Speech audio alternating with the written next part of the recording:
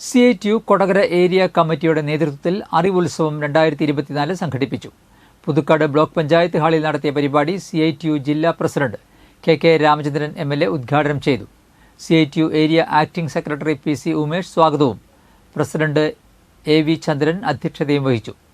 ജില്ലാ secretary PK Sivaraman, നേതാക്കളായ Bindu Bhaskaran, MK Mohanan, Sheeja Valsan, Santhosh Thandassery, Anwar Sadiq, A Rajeev, Sujatha Shaji, Ali Kunduvayil, AK Balan, MA Francis എന്നിവർ സംസാരിച്ചു.